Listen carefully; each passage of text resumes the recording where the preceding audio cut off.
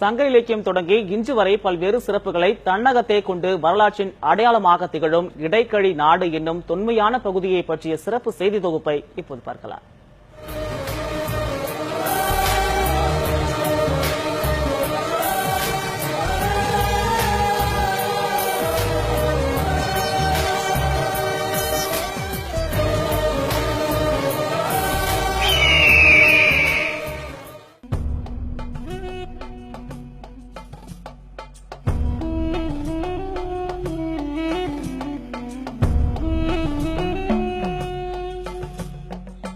நான்கு புறமும் உப்பங்கழிகளால் சூழப்பட்ட ஆலப்புழை போன்று, சைப்ரஸ் தீவு போன்று, ஆஸ்திரேலியாவை போன்று அழகுற அமையப்பெற்ற தமிழகத்தின் குட்டி கேரளம் என்று அழைக்கப்படும் தீவு பகுதிதான் இடைக்கழி நாடு.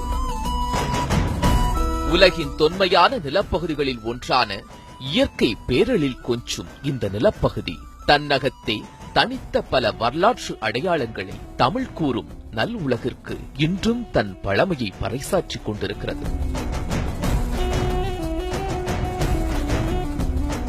2000 ஆண்டுகளுக்கு முந்தைய சங்க இலக்கியமான சிறுபானாற்று படை என்ற சங்க நூலை எழுதிய புலவர் நல்லூர் நத்தத்தனார் தோன்றிய பகுதி இங்குள்ள நல்லூர் ஆகும்.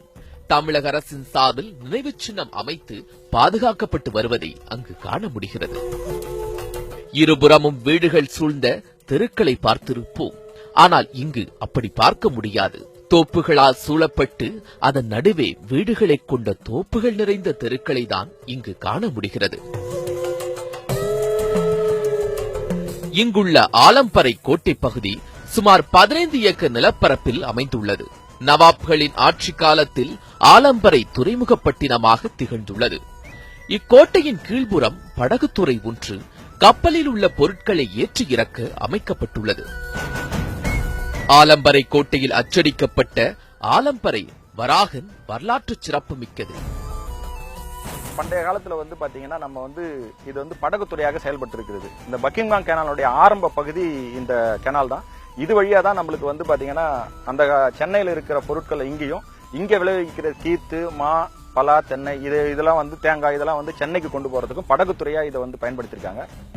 ஆலம்பரையில் அமைந்திருந்த நாணய சாலையில் பொறுப்பாளராக இருந்த பொட்டிபக்தன் என்பவர் கிழக்கு கடற்கரை வழியாக காசி ராமேஸ்வரத்திற்கு தீர்த்த யாத்திரை செல்லும் யாத்ரீகர்களுக்காக சிவன் கோவிலையும் பெரிய குளங்கள் மற்றும் எண்ணற்ற பல அன்ன சத்திரங்களையும் ஏற்படுத்தி கொடுத்துள்ளார். அன்றைய கால யாத்ரீகர்கள் பலர் காலனாவும் கால்படி அரிசியும் பெற்று அன்னசாலையில் உணவருந்தி இளைப்பாரி சென்ற பழைய நினைவுகளை எல்லாம் சுமந்தபடி புதர் மண்டி சிதைந்த நிலையில் காட்சி பொருளாக நிற்கிறது இங்குள்ள சத்திரங்கள் பல. இடைக்கழி நாடு என்பது பண்டைய நாடுகளுக்கு இருக்கக்கூடிய ஒரு தொன்மமான ஒரு தனி வரைபடம், பழைய வரைபடம் ஒன்று இருக்கிறது. ஒரு நாட்டுக்குரிய தனி நாணயம் இங்கு அச்சடிக்கப்பட்டிருக்கிறது. அது ஆலம்பராவில் அச்சடிக்கப்பட்டதனால் ஆலம்பரா வராகன் என்று சொல்லப்படுகிற நாணயம். ஒரு காலத்தில் சங்க இலக்கியங்கள் நமக்கு சொல்லப்பட்டதாக கேள்விப்பட்டதாக சொல்லப்படுகிற அன்றில் பறவைகள் ஏராளமாக இங்கு வளர்ந்திருக்கிறது. பல்லவ இளவரசனாக பிறந்த போதி தர்மன் தம் 73வது வயதில் இப்பகுதியில் இருந்துதான் கடல் மார்க்கமாக சீனாவிற்கு சென்றதாகவும் அதன் பொருட்டு அங்குள்ள பள்ளி ஒன்றில் போதி தர்ம சிலை வைக்கப்பட்டுள்ளதையும் நம்மால் காண முடிகிறது. சென்னையில் பெரும் பஞ்சம் வந்த சமயத்தில் பஞ்சம் போக்குவதற்காக இடைக்கழி நாட்டிலிருந்து தொடங்கி ஆந்திராவின் காக்கிநாடா அருகே பெத்தகாஞ்சம் வரை கால்வாய் வெட்டப்பட்டது. இந்த கால்வாயின் வழியாகத்தான் அன்றைய நாளில் சவுக்கு, சிப்பிகள், உப்பு, தேங்காய் என பல உணவுப் பொருட்களும் கொண்டு செல்லப்பட்டுள்ளது.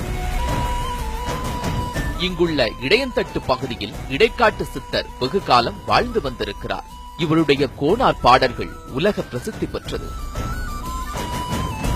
வரலாற்று எச்சங்களை தாங்கி நிற்கும் இயற்கை பேர் எழில் கொஞ்சும் இடைக்கழி நாட்டை தொன்மையான மரபு பகுதியாக அரசு அறிவித்து பாதுகாக்க வேண்டும் என்னும் கோரிக்கையை இடைக்கழி நாடு ஆராய்ச்சி கழகமும் அங்குள்ள மக்களும் முன்வைக்கின்றனர்.